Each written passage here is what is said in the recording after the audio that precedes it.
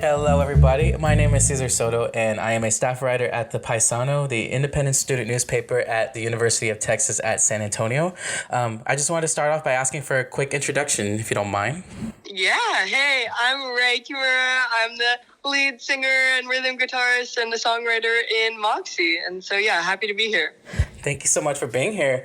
I wanted to ask you actually first, where did the name Moxie come from? Like, is there a meaning to the name at all, or was it just something that y'all came up with and it just felt right to you? Good question. Yeah, we were originally named Dixie after Daniel, the drummer's dog who used to always be around at our practices and stuff, but then we decided we didn't like it, so like 2 months in being Dixie, we decided to change it to Moxie because it sounded similar enough. And yeah, but not necessarily a deeper meaning. It's just kind of what came to us and what seemed to fit. No, it definitely fits like the vibe of y'all's band, so I love your name. I'm glad. So I'm actually not familiar with like many bands that come out of Vermont, where y'all are from. I was wondering like if you could tell me a bit about how the music scene is there, and like if you feel like that's like impacted your band or your sound at all.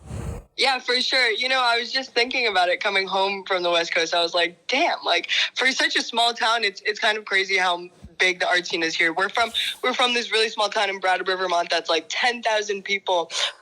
So it's super small, and like, yeah, we all you know all the musicians growing up and stuff together. And so during the early 2000s when we were kind of coming up, there was just a huge music scene, and there's a big art scene as well. But just the music is like, you know, a bunch of bands come from around this area. It's southern Vermont, but it's really close to Western Mass. So like, for example, the Pixies formed at UMass Amherst, which is like 30 minutes away from us. Like right now we have all these other bands coming up. Like, I don't know if you've heard of Thus Love, but they're this band from our hometown that signed to Captured Tracks and stuff. So Okay. for a small town, there's a lot of opportunities, and you know, a big emphasis on the arts to thrive here for sure. That definitely, I can see like how different it must feel, especially since y'all were like you were saying, you just finished your West Coast tour, and like I'm assuming that was like your first time like going through a lot of those states and cities. Like how much of a difference was that for you to like go through all these new places compared to like where y'all are from? You know, no shade to the East Coast. Love my hometown, but definitely the West Coast is more my speed and vibe. Like, I don't know. I really just enjoyed, I think, of course, it had something to do with the fact that we were playing a lot of major cities and stuff compared to like the hometown stuff. But, you know, sometimes we'll play a show at home, and it's been a while since we played actually locally. But you know, when we were coming up and stuff, we'd play a show here, and it would be like only a couple people. And, you know, we've had some great and amazing turnouts here too. But I think just by nature of it being a small town, the vibe is definitely different here for sure. So yeah, I loved being on the West Coast. Yeah, for sure. What were some of your favorite stops? Like some of the memories you've made from being on the road? Yeah, some of my favorite stops, I have to give it to, you know, San Antonio. And then also, I for myself, Los Angeles was for sure my favorite show because it's our number one top city. And yeah, so it was great to like finally make it out there, and just the turnout was awesome, and the fans were great, and just to meet people that had been listening to us for so long, it was just like so beautiful and so powerful for me. And I love meeting people all the time and stuff. So just to have so many people there that we had yet to meet was super exciting and stuff. But yeah, so much fun being on the road for sure. Well, I'm glad y'all ended up having a positive experience, because I remember everything y'all were talking about at the beginning of the tour with Southwest Airlines, like that whole situation. Like how did that end up resolving, if it did at all? So Southwest was a little shady, and they didn't, basically every time we called them, they were like, we have no idea where your instruments are. And then all of a sudden they just showed up on one of our band members' doorsteps in Vermont. So they shipped them all the way back to Vermont without like notifying us or whatever. So at least they made it home, but we were like, man, like if only they could have shipped them out to us on tour, you know, and gotten like a correct address. But so yeah, luckily we have been reunited with our instruments. And then honestly though, it worked out for the best, because I get to play a beautiful like Mariposa like pink guitar that was just one of my favorite guitars I've ever played for sure. So I got to play that on the road, and we bought instruments from Guitar Center. And we were like, oh, we'll just resell them at the end of tour. But then we brought them back to Guitar Center the other day in San Francisco, and Guitar Center was like, oh, yeah, full refund. And like, no questions asked, they just gave us a full refund. So it was, it worked out fine. That's good that it ended up working out. I mean, honestly, it's kind of embarrassing for us with Southwest because I feel like there's a big airline down here in the South. Oh, yeah. So, but I'm glad it ended up working out. And speaking more about the tour, like with the San Antonio show specifically, so the Irons and Floats were like the opening acts for your show, and they both played really great. I was curious if you had any say in the opening acts for your tour, because I know they were different from each city. Like, if you did, how did you go about choosing them, if you did have a say? Yeah. We totally had a mix of stuff. Pretty much the localized bands we did not have a say in. Our booking agent just kind of picked them. But our direct support, so like the Irons, we had a say in. But our booking agent we love our booking agent. Shout out our booking agent. He does a great job of just like picking. He knows how to pick them, that's for sure. And so Floats was amazing that night, and I had actually never heard of them and stuff, so it was great to see them live. And then the Irons, our booking agent was kind of sending us different options for direct support throughout the months coming into tour and stuff. And so the Irons just really stood out to us. We loved their sound and their general vibe, and they're just such awesome people, and definitely they know how to have a good time. So we feel so lucky that we got the chance to play with them for sure. I definitely felt like it fit the vibe of your show really well too, and it definitely put me onto them too. So I'm really glad they were a part of the show. Definitely, me too. Especially after catching your show that was here, the Paper Tiger, like, for me personally, I really came away with this really infectious feeling of joy watching y'all play. So I was wondering, what kinds of like feelings or emotions do you mostly feel when you're performing up on stage? Oh, that's so sweet. It's definitely mixed emotions. I think some of the stuff that I write about sometimes can bring up like painful past or whatever, but I think music is my way of healing and stuff, and just kind of processing everything going on in my life. So at the end of the day, it's always a very liberating feeling, and just like, I'm so glad that you got such joy from the show and took away that, because definitely, like this tour, for me personally, we've been performing these songs for a long time now, but for me, this tour was like my most fun ever, playing with Moxie and playing these songs and stuff. So just absolute fun and joy as well. Definitely. I mean, I also saw like how excited you all were promoting like the tour merch, and I saw like fans like lining up like excited to buy it. Like, I thought it all looked really cool. I was wondering what the process was like for y'all creating the merch. Like, how much input do you have in designs and everything? Oh, totally. Yeah.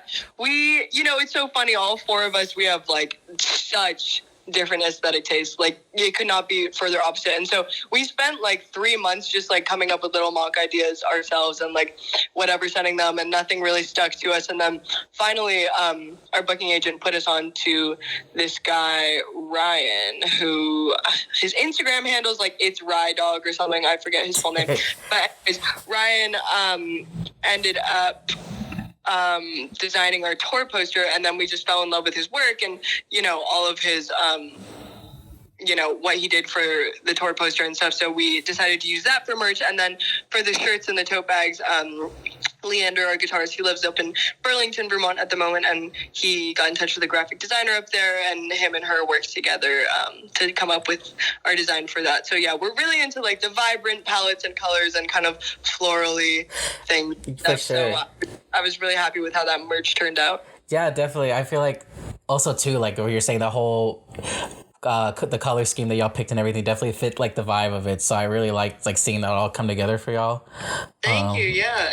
Of course. I heard in a previous interview you did like when your last album released that y'all started the band like in middle school through high school. Is that correct? That is correct. Okay. And I would assume like, so that I'm assuming you didn't finish high school like that long ago, right?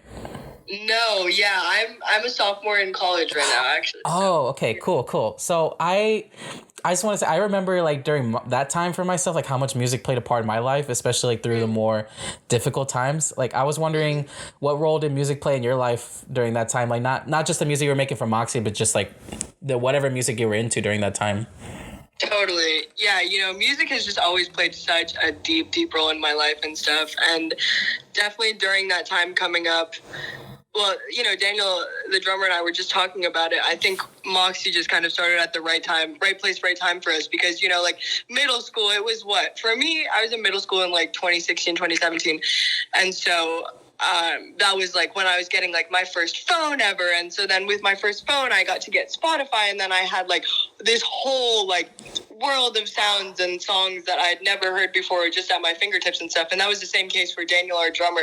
And so him and I kind of came together at a time when like music was just like this, it was like another, we'd grown up listening to music, but having such access to it and like our own private libraries was just such a new like awakening and stuff. So definitely, especially during that time, I think music just played such a huge role and, influence for me. And that was when I discovered like, looking back, that's when I discovered like the Arctic Monkeys and the Strokes, like Right. very OG indie musicians and also like artists whose like vocally I really draw from, like Rachel Price from Lake Street Dive and Amy Winehouse and stuff. So just definitely, yeah, middle school, early high school, that was a huge music awakening for me for sure. I can imagine like just, oh my gosh, opening up Spotify for the first time and just really being able to dive into like all these different genres. And because I feel like when you grow up, all you really hear is like what's on the radio or like. Exactly. Yeah, exactly. Or whatever your parents play, so you don't have much of a say in it. Right. My parents have great music taste, but to have my own, like make my own playlist and send songs to friends, is so exciting. No, for sure. Like, speaking of the Strokes, actually, I was reading in the other interview that you all were saying, like, I guess a common influence for y'all when y'all started out was the Strokes. For sure. I was curious, like, have you had any big influence on your music from, like, maybe other art forms, such as, like, film or anything like that? I've heard other bands talk about that. I was curious if maybe that applies to y'all as well, or is it more been, like, musical? That's amazing. Yeah, for me, I'll speak for myself. It's mainly musical. It's embarrassing. I'm not a huge movie watcher. Unfortunately, I'm more into TV and stuff. But that's okay. It's really been music. I'm very much more of an audible person. And, recently, I'm in college right now and stuff. So this past fall, I took like a film and a photography class and stuff. And that was, very inspiring in its own ways. But I feel like for me, visual and audible inspiration is, I don't know, it's very different. And I hope down the road that they become kind of one and the same, but it's very different at the moment, for sure. No, for sure. So I saw that your new single is out now. It's called The Next. Yeah. And obviously it's leading up to your upcoming EP, and I believe it's called Where the Day Goes. Correct. Okay, awesome. So I was wondering what the creative process has been like for you during this time. Like, has it changed much from the process from your last album? Yeah, most definitely. The last album was, Flow of Color was really great and super exciting to put out and stuff, but that was definitely a different era. I think, creating Moxie at such a young age and stuff, like our sound was just kind of subject to change. So half of those songs on Flow of Color, I'm like, oh God, I never want to play those again. But I think also, that song came out during the pandemic and we were recording it and finishing it all up pre-pandemic and then also in the early stages of the pandemic. So that one was definitely, it was kind of hard to, figure out what we wanted to do, I don't know, just have this space to talk about it creatively. Like we weren't able to get together in person and work on it and mix it all together and stuff. So Love Color kind of felt, I don't know, it felt very different than this other one. This other EP that's coming up, it's a collection of 5 songs from, I wrote them like between 2021 and 2022.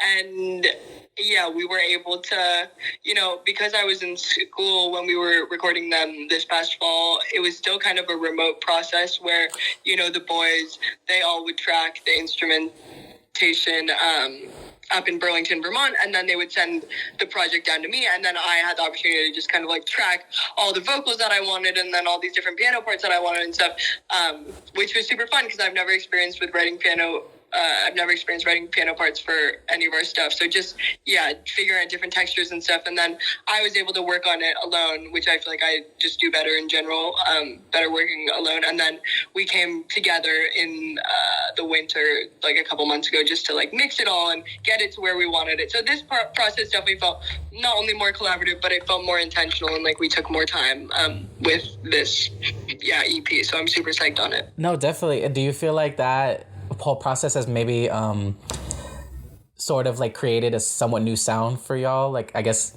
since the creative process is different, like, do you feel like that's kind of like evolved your sound at all maybe for this EP?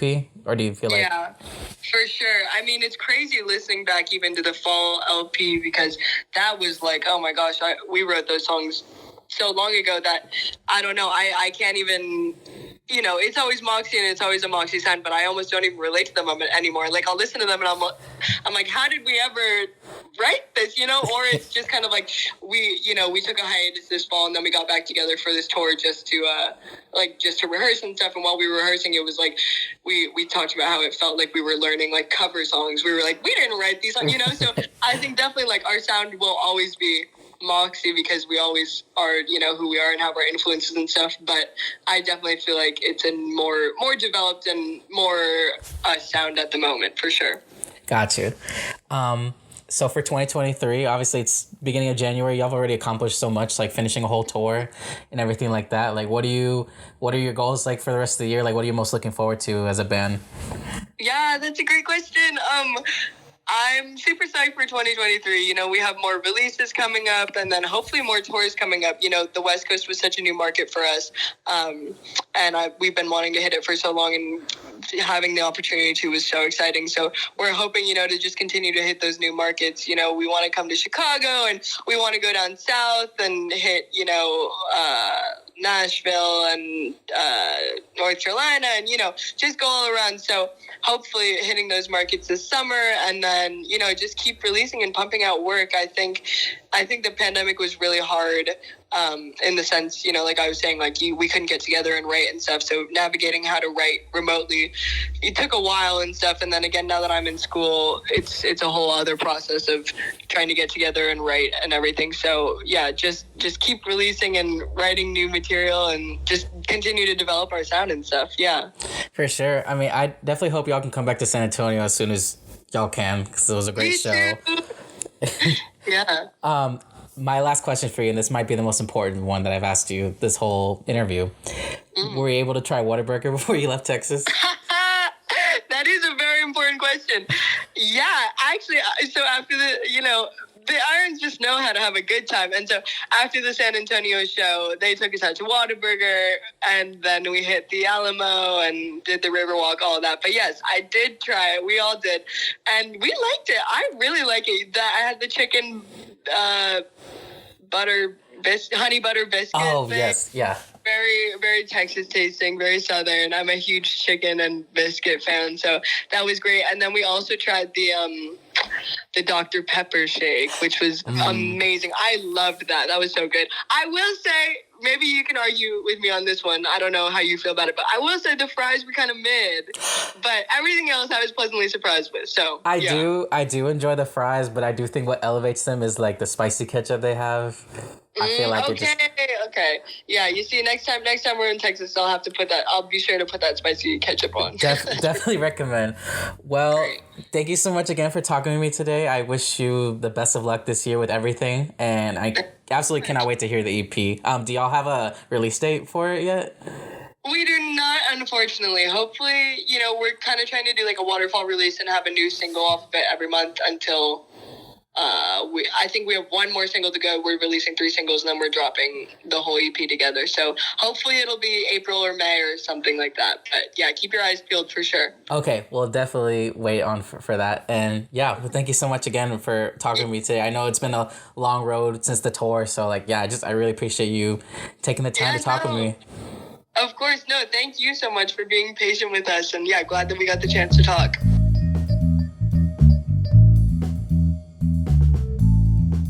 Thank you for watching. Click the logo to subscribe or click the videos for more from the Paisano.